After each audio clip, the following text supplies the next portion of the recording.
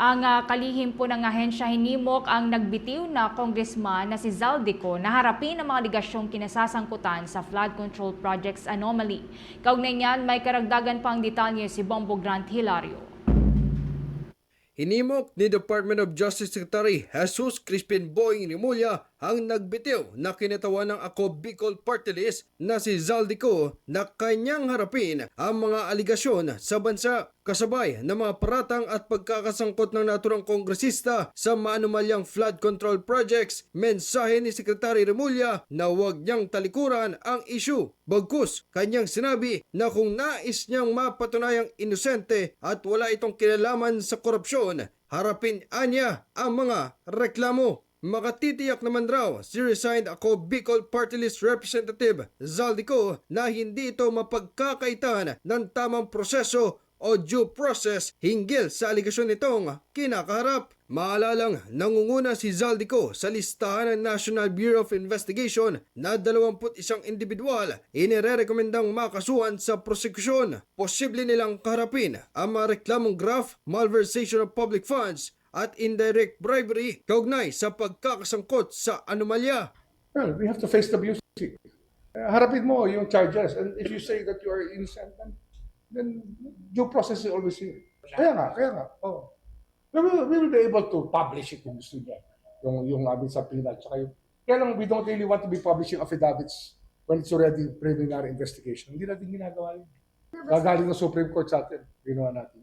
Ibinahagi pa ni Justice Secretary Rimulya na kanya nang inasahan ang naganap na pagbibitiw ni Zaldico bilang kinatawan ng Ako Bicol Party List sa Kongreso, habang aniyay di na siya umaasang babalik o uuwi pang muli ng Pilipinas ang naturang nagbitiw na kongresista para kaharapin ang mga alegasyong kinasasangkutan. Naniniwala si Justice Secretary Rimulya na posibleng maging pugante na lamang kalaunan nito at tuluyan ng iwasan ang mga reklamo o kasong kakaharapin. Muling kinumpirma naman ang kalihim na nasa bansang Espanya sa kasalukuyan ang lokasyong bansa ni Zaldico base sa impormasyon, kaya't hinihintay pa lamang ang isinasagawang pagproseso sa aplikasyon ng kaguran para sa kahilingan mag-issue ang International Criminal Police Organization o Interpol ng Blue Notice kontra sa nagbitiw na kongresista.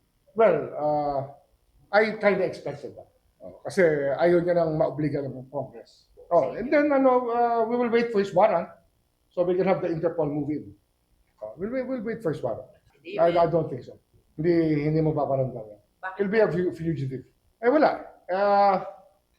Hindi pa ganyan talaga pagka may problema ang tao, lumayas. May problema. Yun. So far, hindi naman siya fugitive, pero gano'n na magiging status siya later. That's inevitable. Spain yata, Spain. Hindi makaka-affect yun. If you're a fugitive from justice, then you are. Interpol will be there to help us. Magugunita na ipinaliwanag ni Justice Secretary Rimulya ang pagkakaiba ng blue sa red notice na kanilang hiling sa Interpol. Habang wala pang arrest warrant ang pamahalaan kontra kay Zaldico, tanging blue notice pa lamang ang maaaring ilabas at hilingin ng kaguran. Ayon kay Secretary Rimulya, ang naturang notisya ay upang mabigyan sila ng tiyak na lokasyon kung saan pupunta o nananatili ang nagbitiw na kongresista. Ano yan?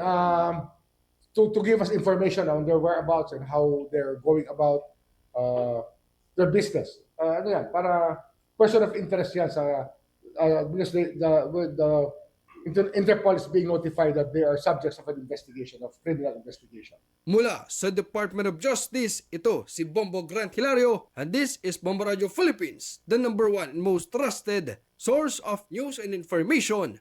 Bast Radio, Bombo! For the most trusted source of news and information, visit our website at www.bomboradio.com. Follow us on Bombo Radio mobile app, Facebook, YouTube, TikTok, and X, formerly Twitter. Like, share, and stay connected. Anytime, anywhere.